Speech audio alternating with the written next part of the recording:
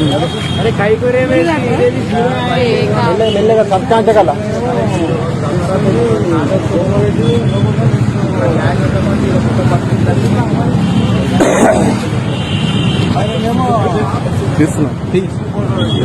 మాట్లాడు.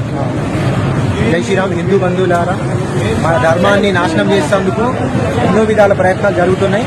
దాంట్లో ఇదొక భాగము. వీళ్ళు మొత్తం 28 మంది ఢిల్లీ నుంచి వచ్చిందంట. ఢిల్లీ నుంచి వచ్చి వీళ్ళందరూ ఢిల్లీ నుంచి వచ్చిండ్రు.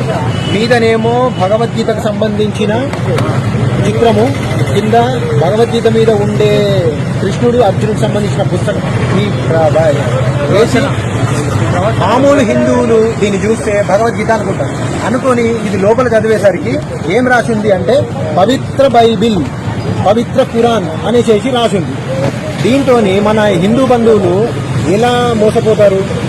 భగవద్గీతలో కూడా బైబిల్ గురించి ఉంది అనేసి అనుకుంటారు. ఈ విధమైన మన దేశ నాశనానికి, మన సంస్కృతి నాశనానికి వీళ్ళు పాల్పడుతున్నారు. మీ ఊర్లలో కానీ మీ చుట్టుపక్కల ఎవరైనా సరే ఇలాంటి పుస్తకాలు అమ్ముతున్నా మీరు కొనకండి. అమ్మే వాళ్ళను, వచ్చిన వాళ్ళని మీరు అడ్డగించండి, అడగండి ఈ వచనాలు ఏంటి అని అడగండి. కొనకండి, మోసపోకండి. జై శ్రీరామ్. अरे काही करे మెల్లగా సబ్కాంచగల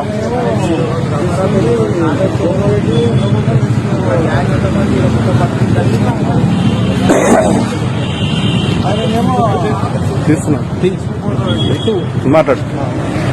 జై శ్రీరామ్. హిందూ బంధువులారా, మన ధర్మాన్ని నాశనం చేసేందుకు ఎన్నో విధాల ప్రయత్నాలు జరుగుతున్నాయి. దాంట్లో ఇదొక భాగము.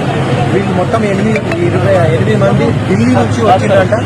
ఢిల్లీ నుంచి వచ్చి వీళ్ళందరూ ఢిల్లీ నుంచి వచ్చిండ్రు.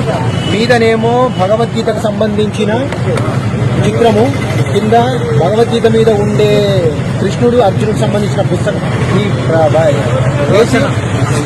మామూలు హిందువులు దీన్ని చూస్తే భగవద్గీత అనుకొని ఇది లోపల చదివేసరికి ఏం రాసింది అంటే పవిత్ర బైబిల్, పవిత్ర ఖురాన్ అనేసి రాసింది. దీంతో మన హిందూ బంధువులు ఎలా మోసపోతారు? భగవద్గీతలో కూడా బైబిల్ గురించి ఉంది అనేసి అనుకుంటారు. ఈ విధమైన మన దేశ నాశనానికి, మన సంస్కృతి నాశనానికి వీళ్ళు పాల్పడుతున్నారు. మీ ఊర్లలో కానీ మీ చుట్టుపక్కల ఎవరైనా సరే ఇలాంటి పుస్తకాలు అమ్ముతున్నా మీరు కొనకండి. అమ్మే వాళ్ళను, వచ్చిన వాళ్ళని మీరు అడ్డగించండి, అడగండి ఈ వచనాలు ఏంటి అని అడగండి. కొనకండి, మోసపోకండి. జై శ్రీరామ్.